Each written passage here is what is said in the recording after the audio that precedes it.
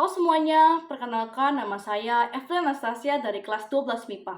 Nah, pada kesempatan kali ini saya akan membahas mengenai penyusunan siklus akuntansi dari perusahaan dagang. Namun, dalam video kali ini saya hanya akan berfokus pada pembahasan tahapan penyusunan siklus akuntansi mulai dari buku besar sampai dengan laporan keuangan. So, without any further ado, let's get to the list. Oke, yang pertama-tama kita akan membahas buku besar terlebih dahulu. Nah, sebelum kita membahas buku besar secara lebih mendalam, perlu diketahui bahwa dalam perusahaan dagang, buku besar terbagi menjadi dua, yaitu terdiri dari buku besar utama dan juga buku besar pembantu. Nah, pertama-tama, saya akan membahas terlebih dahulu mengenai buku besar utama. Di sini saya sudah menyiapkan tahapan-tahapan buku besar. Ada kurang lebih 4 tahapan yang harus diikuti. Tahapan yang pertama yaitu adalah dengan mengidentifikasi data sumber. Nah, data sumbernya apa aja sih biasanya? Nah, data sumbernya itu biasanya terdiri dari jurnal khusus, dari jurnal umum, lalu ada juga dari neraca saldo. Nah, setelah kita mengidentifikasi data sumbernya, kita harus membuat kolom buku besar. Tentu saja, kolom buku besarnya itu menurut data sumber yang sudah kita identifikasi tadi. Nah, setelah membuat kolom buku besar, kita dapat lanjut ke tahap selanjutnya yaitu dengan memposting ke dalam buku besar. Tapi ada aturan yang terlebih dahulu. Aturannya itu, bila ada neraca saldo periode sebelumnya, sebaiknya diposting terlebih dahulu. Namun bila tidak ada, kita bisa langsung memposting jurnal khusus dan juga jurnal umum ke dalam buku besar. Oke, kita masuk ke dalam tahapan penyusunan buku besar utama yang pertama, yaitu dengan mengidentifikasi data sumber. Nah, di sini saya memiliki beberapa data sumber yang saya ambil dari toko sembako Raya Indah. Nah, ternyata pada data sumber yang saya temukan, di sini terdapat neraca saldo pada periode 31 Desember 2020. Oke, kita lanjut kepada data sumber yang selanjutnya. Di sini ada jurnal penjualan dengan periode 31 Januari 2021. Lanjutkan dengan jurnal pembelian dengan periode yang sama. Lalu ada jurnal penerimaan kas, jurnal pengeluaran kas, dan yang terakhir ada jurnal umum. Jadi dapat kita simpulkan bahwa dari data sumber kita mendapatkan 3 data sumber yang terdiri dari neraca saldo, jurnal khusus, dan juga jurnal umum. Kita lanjut kepada tahap yang ketiga yaitu dengan memposting neraca saldo periode sebelumnya ke dalam buku besar. Nah, di sini ada beberapa akun pada neraca saldo toko sembako Raya Indah. Nah, kita akan posting satu persatu. Nah, dimulai dari akun kas. Akun kas ini ada 10 juta di debit. Nah, 10 jutanya ini kita masukkan ke dalam buku besar akun kas ya. Nah, di sini kita isi tanggal itu tanggal 1. Kenapa tanggal 1? Karena pada pencatatan akuntansi periode sebelumnya itu dicatat pada periode awal. Jadinya kita tulis di sini tanggal 1. Lalu keterangannya kita tulis saldo. Untuk referensinya kita tulis NS atau neraca saldo ya. Maka kita masukin nominalnya 10 juta pada debit. Sehingga saldonya pun sebesar 10 juta di kolom debit.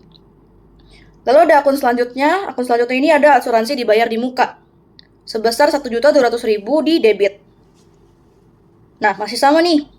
Tanggalnya kita masih tulis tanggal 1. Keterangannya kita tulis saldo. Nah, referensinya kita tulis NS.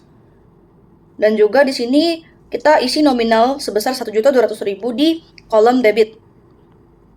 Nah, karena dia di kolom debit, saldonya pun kita taruh di kolom debit. Lalu untuk akun selanjutnya itu ada akun piutang dagang sebesar 500.000 di kolom debit. Oke, 500.000 di kolom debit. Masih sama juga, tanggalnya kita masih tulis tanggal 1, keterangannya saldo, referensinya kita tulis NS. NS itu neraca saldo ya. Lalu kita masukkan nominalnya sebesar 500.000 dalam kolom debit.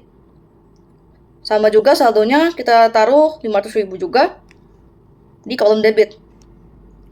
Next, ada di bawahnya persediaan barang dagang. Nah, persediaan barang dagang ini ada 5 juta di kolom debit.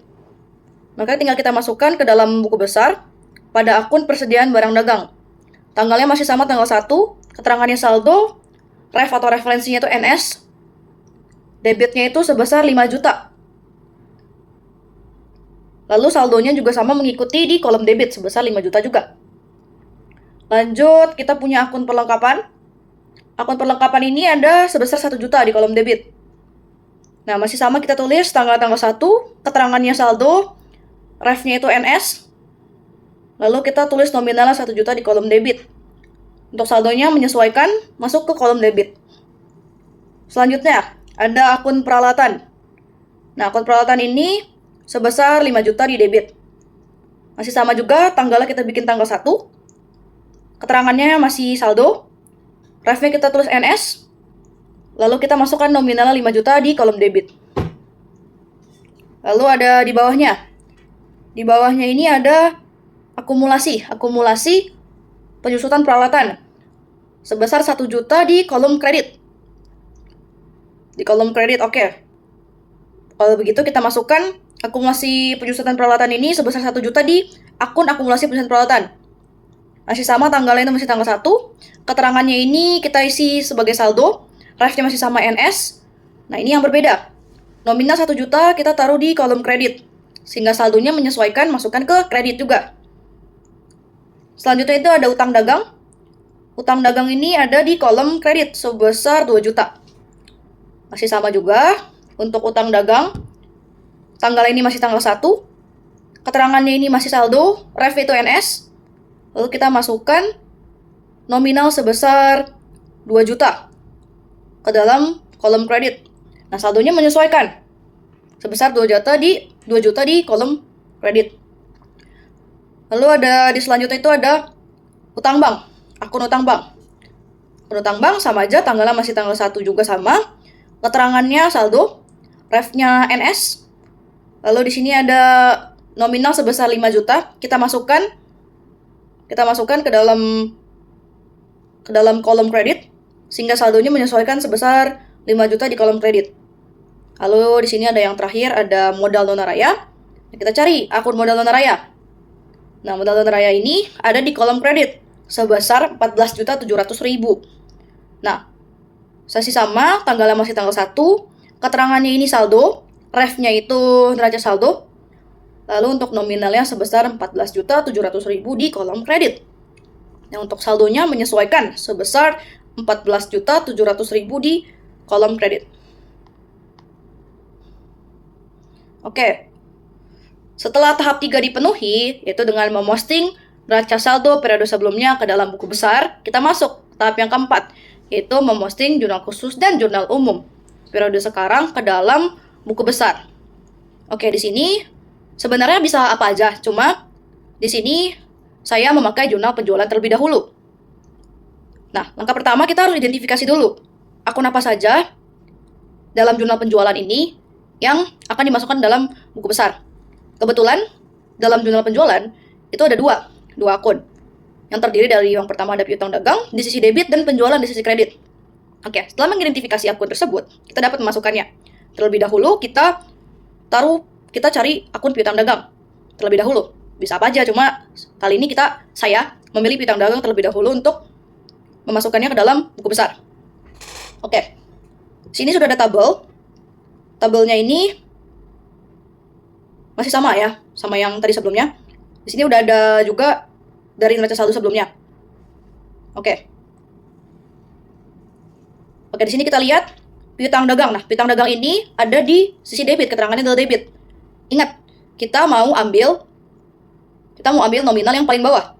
Mau ambil yang jumlah sebesar 9 juta. Nah, 9 juta ini itu kita masukkan ke dalam kolom yang debit ya. Tapi sebelum itu, ini kita isi dulu nih tanggalnya nih. Tanggal ini ada tanggal 31. Nah, kenapa sih tanggal 31?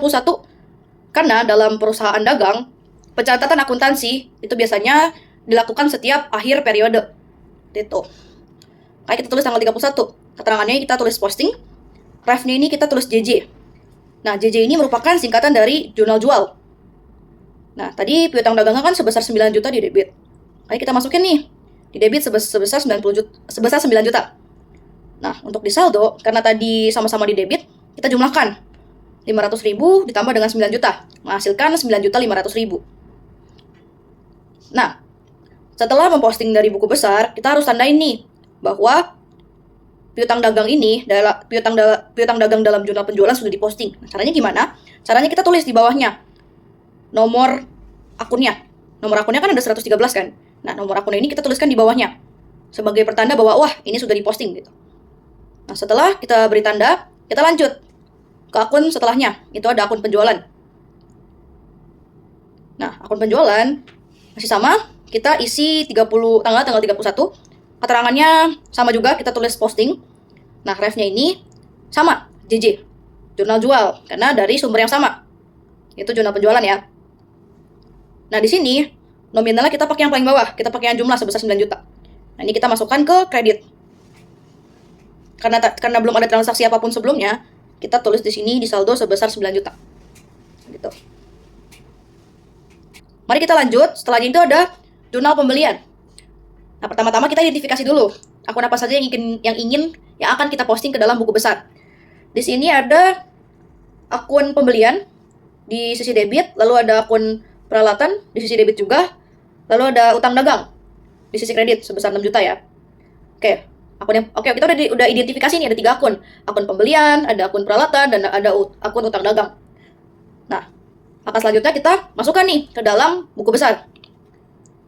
Yang pertama itu ada pembelian. Akun pembelian, di sini bisa kita lihat akun pembelian ini, kita pakai yang bawah ya, kita pakai yang jumlah. Sebesar 5 juta di debit. Maka kita masukkan nih, tanggalnya masih sama, tanggal 31. Keterangannya masih sama, keterangannya saldo. Nah, refnya ini kita singkat dengan JB. JB itu apa sih? JB itu merupakan singkatan dari jurnal beli. Jadi kita referensi dari jurnal beli. Nah, tadi pembelian itu ada di sisi debit, maka kita masukkan 5 juta di sisi debit juga. Saldonya pun kita masukkan di sisi debit, menyesuaikan dengan kolom sebelumnya. 5 juta ya, karena juga belum ada transaksi dari sebelumnya. Jadi kita bisa masukkan 5 juta. Lalu yang kedua ini ada peralatan. Peralatan ini ada di sisi debit ya. Oke, sebesar 1 juta. Oke, kita masukin ke dalam buku besar. Tanggalnya masih sama, tanggal 1. Keterangannya itu, tanggal 31. Keterangannya masih sama, posting. Referensinya itu jurnal beli atau JB ya. Lalu nominalnya sebesar 1 juta di debit. Sebesar 1 juta di debit. Lalu di saldonya kita tambahin 5 juta tambah 1 juta, 6 juta. Nah, jangan lupa nih, kita tandain akun ini udah di posting. Tadi yang sebelumnya juga, maaf, lupa. Yang pembelian juga masukin 511 ya, nomornya ke dalam, ke bawahnya aja deh, ke bawahnya 511. Lalu peralatan kita masukin juga di situ, kita tandain 121 di akun peralatannya. Nah, setelah udah, kita lanjut ke utang dagang. Nah, utang dagang ini ada di sisi kredit ya, nominalnya sebesar 6 juta. Masih sama, tanggalnya ini kita isi tanggal 31, keterangannya itu posting, refnya itu atau referensinya itu adalah JB atau jurnal beli. Lalu kita masukkan nominalnya sebesar 6 juta di sisi kredit. Sehingga saldonya bertambah ya, karena dia sama-sama di kredit. 2 juta ditambah dengan 6 juta menghasilkan 8 juta. Nah, tadi sudah 2, lalu kita lanjutkan. Ke jurnal penerimaan kas. Pertama-tama kita identifikasi dulu akun-akun apa saja yang akan dimasukkan ya. Oke, langsung aja. Di sini ada akun kas di sisi debit, ada potongan penjualan di sisi debit, lalu ada piutang dagang sebesar 2 juta di kredit, lalu ada akun penjualan di sisi kredit juga sebesar 1 juta, dan yang terakhir ada modal sebesar 10 juta ya. Jadi apa aja tadi kita dapat, ada kas, ada potongan penjualan, ada piutang dagang, ada penjualan, dan juga yang terakhir ada modal. Berarti kita ada 5 akun ya. Oke, yang pertama ini kita punya akun kas. Akun kasnya itu kita dapat nominalnya itu yang paling bawah ya, jumlah sebesar 12.840.000. Nah, oke. Kita masukkan dulu nih ke dalam buku besar. Tanggalnya kita isi tanggal 31. Keterangannya kita tulis posting. Referensinya kita isi JKM. JKM itu adalah jurnal kas masuk. Lalu kita isi nih nominalnya sebesar 12.840.000 ke dalam kolom debit. Nah, untuk saldonya, karena dia sama-sama di debit, jadi kita jumlahkan saja, hasilnya adalah 22.840.000. Oke, jangan lupa setelah kita memposting ke dalam buku besar, kita tandain bahwa akun kas dalam JKM ini udah diposting. Di bawahnya kita beri tanda ya. Tandanya itu 111 karena nomor akunnya itu 111 ya. Oke, lanjut. Di sini ada potongan penjualan. Nah, potongan penjualan nominalnya adalah 160.000 di kolom debit ya. Oke, sekarang kita masukin ke dalam buku besar. Kita bikin tanggalnya itu ada tanggal 31 ya. Keterangannya posting, referensinya JKM. Lalu kita masukkan nominalnya sebesar 160.000 di kolom debit. Saldonya menyesuaikan, masuk ke kolom debit sebesar 160.000. Jangan lupa kita tandain ya nomor akunnya ke bawahnya. Oke. Sebesar nomor akunnya 413. Kita tandain di bawahnya ya. Ya, kayak gitu. Lalu lanjut. Di sini ada akun piutang dagang. Nah, piutang dagang ini ada di sisi kredit sebesar 2 juta. Oke. Langsung kita masukkan ke dalam buku besar. Kita tulis tanggalnya tanggal 31. Keterangannya itu posting. Referensinya itu adalah JKM ya.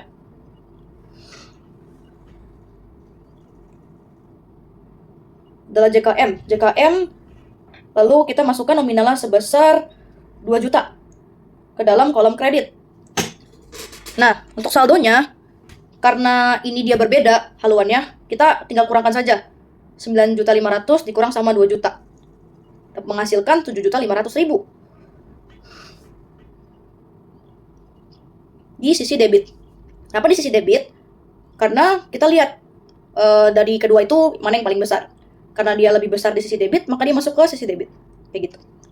Terus jangan lupa kita tandain di bawahnya untuk nomor akunnya sebagai pertanda. Lalu kita lanjut ke akun selanjutnya, yaitu ada akun penjualan. Oke, untuk akun penjualan sama juga ya. Kita masukin angkanya, kita masukin tanggal 31. Keterangannya masih sama, posting, referensinya dari JKM. Lalu di sini kita masukkan nominalnya sebesar 1 juta di kolom kredit. Berdasarkan datanya ya. Nah, untuk saldonya itu karena dia sama-sama di kredit, kita jumlahkan saja. Berarti 9 juta ditambah sama 1 juta menghasilkan 10 juta ya. Terus jangan lupa kita taruh nomor akunnya di bawahnya, kita tandain dulu. Nah, udah. Kalau udah, kita lanjut nih ke akun selanjutnya. Akun yang kelima ya berarti ya. Akunnya namanya modal. Modal, oke.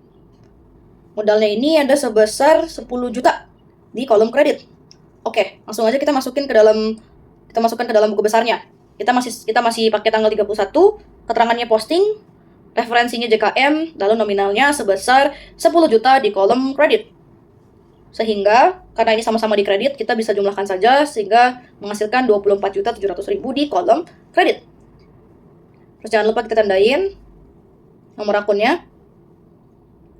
Lalu kita lanjut. Kita lanjut ke jurnal atau sumber selanjutnya. Itu ada jurnal pengeluaran kas. Kita identifikasi dulu akun-akun apa aja yang kita akan masukkan dalam buku besar. Yang pertama itu ada utang dagang, lalu ada pembelian, lalu ada beban sewa, perlengkapan, priv, kas, dan yang terakhir ada potongan pembelian. Jadi ada 7 nih. Nah, akun pertama itu adalah utang dagang. Nah, utang dagang ini kita masih sama isi tanggal 31. Keterangannya posting. Untuk referensinya itu kita isi JKK. JKK itu adalah singkatan dari jurnal keluar kas. Nah, tadi kita dapat utang dagang ini ada sebesar 500.000 di sisi debit. Jadi kita isi 500.000 di sisi debit ya. Nah, karena dia berbeda di debit, berarti kita kurang. Yang tadi 8 juta ini kita kurang sama 500.000. Sehingga menghasilkan 7.500.000 di sisi kredit. Karena kreditnya lebih besar ya jatuhnya. Terus jangan lupa kita tandain lagi. Oke, terus kita lanjut lagi deh ke akun selanjutnya, itu adalah akun pembelian. Nah, akun pembelian ini ada sebesar 200.000 di sisi debit. Nah, oke, langsung aja kita masukkan ke dalam buku besar. Tanggalnya masih sama, tanggal 31. Keterangannya masih sama, posting. Lalu referensinya adalah JKK. Nah, di sini tadi nominalnya itu adalah sebesar 200.000 di sisi debit. Oke, kita masukkan 200.000. Nah, untuk saldonya karena sama-sama di sisi debit, kita jumlahkan saja. Sehingga 5 juta tambah 200.000 menghasilkan 5.200.000. Oke, lalu akun selanjutnya ada akun beban sewa. Oh ya, jangan lupa ya kita tandain lagi. Nah, setelah udah ditandain, kita masuk ke akun selanjutnya, yaitu adalah akun beban sewa. sebesar 1.200.000 di sisi debit. Nah, kita langsung aja masukin ke dalam buku besarnya. Ini masih sama, beban sewa tanggal 31. Keterangannya juga masih sama, posting. Nah, referensinya ini dari JKK, Jurnal Keluarga ya. Lalu di sini tadi nominalnya ada sebesar 1.200.000 di sisi debit. Jadi kita isi 1.200.000 di sisi debit ya. Nah, untuk saldonya menyesuaikan, masukin ke kolom debit sebesar 1.200.000. Nah, jangan lupa kita tandain lagi nih, baru kita bisa lanjut. Nah, setelah kita sudah tandain, lanjut nih, kita ke akun selanjutnya, itu ada akun perlengkapan. Akun perlengkapan ini nominalnya sebesar 500.000, ada di kolom debit. Nah, langsung aja nih, kita masukin ke buku besar. Masih sama, tanggal 31, keterangannya posting, referensinya ini kita isi JKK, lalu ada debitnya tadi nominalnya sebesar 500.000 di kolom debit. Oke, kita masukin 500.000 di kolom debit. Lalu saldonya, karena sama-sama di debit, kita jumlahkan menghasilkan 1.500.000. Selanjutnya, oke, jangan lupa ditandain lagi. Nah, setelah ditandain, kita masuk ke PRIV. Di akun PRIV ini ada nominalnya 200.000 di akun debit. Oke, sama, tanggalnya kita masih isi tanggal 31, keterangannya kita pilih keterangannya posting, referensinya adalah JKK. Nah, tadi ada di sisi debit sebesar 200.000, kita masukkan debit 200.000, saldonya menyesuaikan sebesar 200.000. Jangan lupa ditandain, terus kita lanjut ke akun selanjutnya, itu adalah akun kas. Nah, akun kas ini ada sebesar 2.570.000 di sisi kredit. Sehingga kita isi masih sama tanggal 31, keterangannya posting, referensinya JKK, lalu ini tadi di sisi kredit sebesar 2.570.000. 2.570.000 ini kita masukkan ke dalam kolom kredit. Nah, karena dia beda, maka kita kurangkan 22.840.000 dengan 2.570.000, menghasilkan 20.270.000 di sisi debit. Nah, jangan lupa kita tandain lagi. Nah, oke, setelah sudah ditandain, kita lanjut ke data sumber selanjutnya. Itu ada jurnal umum. Tadi kita sudah membahas ya jurnal khusus, sekarang adalah jurnal umum. Nah, untuk jurnal umum ini, untuk akun-akun yang akan ditransfer itu ada, yang pertama ada utang dagang, lalu ada retro pembelian, lalu ada retro penjualan, ada piutang dagang, PRIV, dan yang terakhir ada penjualan. Jadi ada 6 akun ya. Oke, langsung aja kita masukkan satu persatu. Yang pertama itu ada utang dagang. Utang dagang ini ada sebesar 300.000 di sisi debit. Langsung aja nih kita masukkan tanggal masih sama 31, keterangannya posting, referensinya adalah JU atau jurnal umum. Lalu ada nominal sebesar 300.000 di sisi debit. Nah, karena dia berlainan, debit dan kredit kita bisa kurangkan 7.500.000 dengan 300.000, menghasilkan 7.200.000. Lalu, jangan lupa ditandain. Setelah ditandain, masuk ke akun selanjutnya. Itu ada akun retro pembelian. Nah, retro pembelian nominalnya itu sebesar 300.000 di kolom kredit. Ini masih sama tanggal 31, keterangannya posting, untuk referensinya itu masih JU. Nah, untuk nominalnya itu sebesar 300.000 di sisi kredit. Saldonya menyesuaikan sebesar 300.000 juga. Lalu setelah itu jangan lupa ditandain. Lanjut ke akun selanjutnya, itu ada akun retro penjualan. Retro penjualan ini sebesar 200.000 di sisi debit. Tanggalnya masih sama 31, keterangannya posting, referensinya masih JU. Lalu untuk nominalnya itu ada 200.000 di sisi debit. Maka kita masukkan 200.000 di sisi debit. Saldonya menyesuaikan di sisi debit sebesar 200.000. Lalu akun selanjutnya itu ada akun piutang dagang sebesar 200.000 di sisi kredit. Tanggalnya juga masih sama tanggal 31. Referensinya masih JU. Di sini piutang dagang itu ada di sisi kredit sebesar 200.000. Berarti kita isi 200.000 di sisi kredit. Sehingga saldonya ini karena dia berlainan, sehingga kita harus kurang 7.500.000 dikurang dengan 200.000. Menghasilkan 7.300.000. Nah, habis itu jangan lupa nih kita tandain lagi nih. Nomor akunnya itu ada 113. Nah, kita tandain. Nah, setelah kita tandain, lanjut ke akun selanjutnya. Itu ada akun PRIV. Nah, pada akun PRIV ini ada nominal sebesar 100.000 di sisi debit. Tanggalnya juga lalu kita masukkan ke dalam buku besar. Nah, untuk tanggalnya masih sama tanggal 31. Keterangannya posting. Nah, untuk referensinya itu ada ada JU. Lalu karena dia PRIV ini ada di sisi debit sebesar 100.000, maka kita masukkan ke sisi debit dengan nominal yang sama 100.000 ya. Nah, karena dia berada sama-sama di debit, saldonya ini tinggal kita jumlahkan. mendapatkan 300.000. Lalu habis itu jangan lupa kita taruh, kita tandain. Lalu kita masuk ke akun selanjutnya. Yang sepertinya akun terakhir ya. Itu akun penjualan. Akun penjualan ini terdapat di kredit sebesar 100.000. Oke, langsung aja kita buat. Nah, untuk tanggal masih sama 31. Keterangannya itu posting. Referensinya itu adalah jurnal umum atau JU.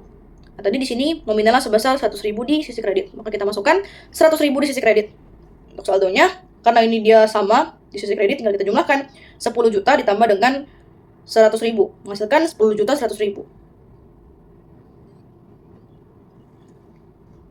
Nah, kita udah semuanya nih. Udah selesai memposting buku besar.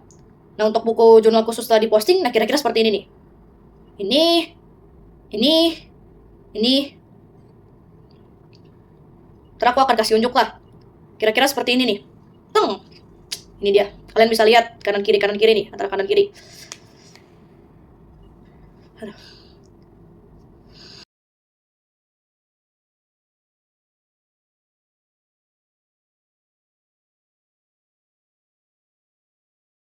Nah, selanjutnya kita akan membahas mengenai buku besar pembantu. Nah, bedanya buku besar pembantu dengan buku besar utama adalah buku besar utama itu dia mencakup semuanya. Sedangkan buku besar pembantu dia itu berfokus pada toko. Biasanya isinya itu berkaitan mengenai utang dan juga piutang. Oke, di sini dalam buku besar pembantu ada beberapa tahapan yang harus diikuti dalam penyusunannya. Di sini ada kurang lebih 4 tahapan yang harus diikuti. Yang pertama itu adalah dengan mengidentifikasi data sumber. Nah, pada kesempatan kali ini, saya mendapatkan data sumber dari toko sembako Raya Indah ya. Nanti data sumbernya kita lihat lagi ya. Nah, yang kedua itu ada dengan membuat kolom buku besar. Lalu yang ketiga dengan memposting neraca saldo buku pembantu periode sebelumnya, jika ada. Lalu yang keempat dan juga yang terakhir, itu dengan memposting jurnal khusus dan jurnal umum ke dalam buku besar pembantu. Oke, kita masuk ke dalam tahap yang pertama, yaitu dengan mengidentifikasi data sumber. Oke, data sumber yang saya dapatkan itu berasal dari toko sembako Raya Indah. Nah, untuk yang pertama dengan neraca saldo periode 31 Desember, berarti neraca saldo periode sebelumnya ya. Lanjut ada daftar saldo piutang dagang periode 1 Januari 2021. Lalu ada daftar saldo utang dagang periode 1 Januari 2021. Lalu ada jurnal penjualan, ada jurnal pembelian, ada jurnal penerimaan kas, ada jurnal pengeluaran kas, ada jurnal umum. Nah, setelah mengidentifikasi data sumber, yang harus dilakukan yang kedua itu adalah dengan membuat tabel dari buku besar yang tadi sudah diidentifikasi. Bukan buku besar ya, sorry, tapi data sumber yang tadi sudah diidentifikasi. Nah, sebelum membuat, perlu diketahui bahwa dalam buku besar pembantu itu ada 2 jenis buku besar. Yang pertama itu adalah buku besar piutang dan buku besar utang. Nah, dalam buku besar piutang, itu yang dipakai itu adalah pertama ada daftar piutang awal, yang kedua itu ada jurnal khusus penjualan, yang ketiga itu ada jurnal khusus penerimaan kas, dan yang terakhir itu ada jurnal umum. Sedangkan untuk buku pembantu utang itu sama juga. 4, yang pertama itu daftar utang awal, yang kedua ada jurnal khusus pembelian, lalu ada jurnal khusus pengeluaran kas, dan yang terakhir ada jurnal umum. Nah, oke. Sekarang kita lanjut untuk membuat langkah kedua, 3 dan 4, yaitu dengan membuat buku besar pembantu piutang terlebih dahulu. Nah, di sini dari data pertama yaitu pada daftar saldo piutang dagang periode 1 Januari 2021 itu kita dapatkan toko Mandala. Di sini ada nama toko Mandala. Di mana pada tanggal 1 Januari ini dia memiliki piutang dagang sebesar 500.000. Jadi kita masukkan ke debit. Karena dia di debit, maka saldonya pun di debit, menyesuaikan ya. Lanjut, di sini kita juga punya data yaitu jurnal penjualan periode 31 Januari 2021. Di mana pada tanggal 1 itu toko Idola itu memiliki piutang dagang dan juga penjualan sebesar 2 juta. Sehingga dapat kita tulis, ini tanggalnya menyesuaikan, tanggalnya bertanggal 2, keterangannya itu adalah penjualan. Penjualan, refnya ini kita dapat dari JJ, debitnya ini kita isi 2 juta. Saldonya menyesuaikan, dan jangan lupa kita tandain bahwa ini sudah diposting gitu. Lalu di sini ada toko UD Lintang. UD Lintang ini dia tanggal 2. Nah, tanggal 2 keterangannya itu sama penjualan. Reva itu sama juga JJ. Nah, dia masuknya ke debit juga sama. Debit sebesar 3 juta. Karena piutangnya dia nambah, berarti masuk ke debit ya. Nah, saldonya pun di debit sebesar 3 juta. Jangan lupa juga ini nomor akunnya kita taruh di sampingnya untuk sebagai pertanda bahwa akun tersebut sudah diposting. Lanjut, di sini ada toko Sahara. Toko Sahara ini dia tanggal 3. Jadi sih tanggal 3, keterangannya sama, penjualan juga. Referensinya dapatkan dari JJ, jurnal penjualan ya. Sama, masuknya juga di debit sebesar 4 juta. Saldonya menyesuaikan di debit sebesar 4 juta juga. Lalu jangan lupa ditandain. Nah, yang selanjutnya ini ada jurnal penerimaan kas. Nah, pada penerimaan kas ini, di sini ada toko idola. Nah, toko idola ini melakukan pelunasan sebesar 2 juta. Berarti kita masukkan di kredit ya. Karena dia piutangnya berkurang. Berarti kita masukkan di kredit. Saldonya pun kita masukkan 0 karena dikurang. Sehingga toko idola ini tidak memiliki piutang lagi kepada toko sembako Raya Indah, artinya ya. Selanjutnya kita masuk ke, lalu jangan lupa nih kita posting juga nih, kita tandain. Nah, setelah kita tandain, kita lanjut ke selanjutnya, itu ada jurnal umum. Toko Mandala. Nah, toko Mandala ini dia melakukan retur penjualan. Retur penjualan, maka masuknya ke kredit sebesar 200.000. 200.000, maka saldonya ini kan karena debit dan kreditnya beda, jadi dikurang aja 500 kurang 200 sebesar 300 di debit. Dan jangan lupa diposting, ditandain lagi bahwa ini tuh udah diposting. Nah, tadi kita sudah membuat buku besar pembantu piutang. Nah, kira-kira hasilnya seperti ini nih. Di sini kita ada 4 toko. Ada toko Mandala, ada toko Idola, ada toko Lintang, sama ada toko Sahara. Nah, dapat kita simpulkan nih. Toko Mandala ini dia masih memiliki piutang sebesar 300.000 kepada toko sembako Raya Indah. Sedangkan toko Idola sudah lunas. Sudah tidak ada piutang. UD Lintang ini dia masih memiliki piutang sebesar 3 juta. Dan yang terakhir toko Sahara, dia masih memiliki piutang sebesar 4 juta. Nah, itu yang dapat kita simpulkan dari buku besar pembantu piutang tadi. Oke, kita lanjutkan. Nah, untuk mengecek apakah buku besar pembantu piutang itu kita benar, itu caranya tinggal kita jumlahkan semua. Jumlahnya kita jumlahkan dari debit 300.000 di toko Mandala, toko Idola saldo 0, terus ditambah lagi sama UD Lintang, saldo di debitnya itu 3 juta, sama toko Sahara saldo di debitnya 4 juta, kita jumlahin semua. Itu kita mendapatkan total 7.300.000 ya. Nah, karena 7.300.000 apakah sama dengan neraca saldo? Kalau sama, berarti perhitungan kita benar. Kita cek, 7.300.000. Ternyata benar nih. Penghitungan itu sudah benar. Itu. Lalu selanjutnya kita akan membahas mengenai buku besar pembantu piutang. Buku besar pembantu utang. Nah, di sini ada beberapa data sumber yang kita bisa lihat. Ada yang pertama itu ada daftar saldo utang dagang. Ada toko Kasih sama CV Andika. Lalu, nah dari sini kita pertama ada toko Kasih nih. Nah, kita punya utang di toko kasih sebesar 1.500.000. Jadi kita taruh nih tanggalnya tanggal 1. Sebesar 1,5 di kredit. Saldonya menyesuaikan. 1,5 di kredit juga. Terus kalau udah diposting jangan lupa dikasih tanda ya. Lalu yang kedua tuh ada CV Andika. CV Andika itu kita punya utang sebesar 500.000. Makanya masuknya ke kredit ya. Untuk referensinya itu didapatkan dari NS.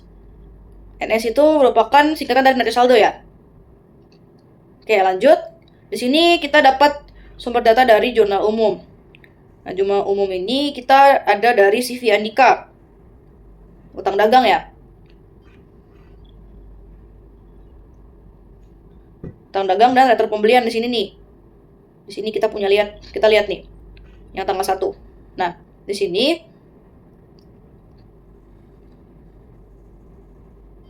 sini kita toko sembako Raya Indah itu mengembalikan barang sehingga utangnya itu berkurang sebesar 300.000, makanya masuknya ke debit. Sehingga saldonya itu karena dia beda antara debit dan kredit, kita kurangkan menjadi 200.000 di sisi kredit. Berarti kita masih punya utang ke CV Andika itu sebesar 200.000 ya. Itu artinya. Jangan lupa ditandain lagi supaya nggak lupa. Lalu ada dari jurnal pembelian. Nah, dari jurnal pembelian ini kita bisa lihat nih si toko kasih ini kita masih punya utang dagang kepada toko kasih itu sebesar 1 juta. Referensinya dari JB, jurnal pembelian. Lalu ini kita masuknya ke kredit karena kita ngutang sebesar 1 juta. Nah, karena ini sama-sama di kredit, kita tinggal jumlahkan aja jadi 2.500.000. Jangan lupa kita tandain. Nah, setelah ditandain, kita lanjut ke data selanjutnya. Nah, di sini ada data jurnal pembelian. Kita lihat di sini ada CV Andika ya, masih di JB berarti ya. Jurnal beli. Di JB ini ada CV Andika. CV Andika kita ini masih ngutang ke CV Andika di sini sebesar 2 juta. 2 juta rupiah. Maaf, saya salah lihat. Untuk di CV Andika, bener deh, di CV Andika kita masih ngutang sebesar 2 juta. Jadi kita masukinnya ke kredit ya. Kredit sebesar 2 juta. Maka 2 juta dan karena sebelumnya itu 200.000 di kredit, sama-sama di kredit, kita jumlahkan aja 200.000 ditambah dengan 2 juta sehingga menghasilkan 2,2 juta. Nah, lalu untuk yang selanjutnya ini ada toko Rahayu. Masih dari jurnal pembelian atau JB juga. Tanggalnya itu tanggal 3. Kita ngikutin sesuai tanggal yang di sini ya. Kalau misalkan kalau misalkan buku besar pembantu, kita ngikutin sesuai dengan ininya. Berbeda dengan buku besar utama. Nah, di sini toko Rahayu ini dia tanggal 3, udah gitu keterangannya itu dia pembelian. Pembelian masih di kredit karena kita masih ngutang ke dia sebesar 3 juta. Sama masukin juga menyesuaikan saldonya masukin ke kredit. Lalu jangan lupa kita tandain. Lalu selanjutnya ini kita dapat data sumber itu dari jurnal pengeluaran kas atau JKK ya. Di sini ada toko kasih. Nah, kita di sini ceritanya adalah melunaskan utang kepada toko kasih, tapi hanya sebesar 500.000. Sehingga ini kita kurangkan 2.500.000 dikurang sama 500.000. Sehingga saldonya ini kita dapat di kredit sebesar 2 juta. Jangan lupa kita tandain lagi. Nah, tadi kita udah bikin nih buku besar pembantu utang. Dimana kita mendapatkan bahwa kita itu sudah berhutang kepada tiga toko. Yang pertama ada toko kasih, ada CV Andika, dan toko Rahayu. Dapat disimpulkan di tabel bahwa toko sembako Raya Indah itu masih memiliki utang kepada toko kasih sebesar 2 juta. Lalu memiliki utang kepada CV Andika sebesar 2.200.000 dan memiliki utang kepada toko Rahayu sebesar 3 juta. Nah, sama dengan yang tadi kita jumlahkan dulu semuanya nih. 2 juta ditambah sama 2.200.000 ditambah dengan 3 juta. Berapa tuh hasilnya? 7.200.000 ya. Nah, apakah 7.200.000 ini sesuai dengan neraca saldo? Kita cek. Berarti masuknya ke utang dagang ya. 7.200.000. Kita cek utang dagang 7.200.000. Oke, udah benar. Berarti penghitungan kita sudah benar. Ya, kira-kira begitu untuk buku besar pembantu.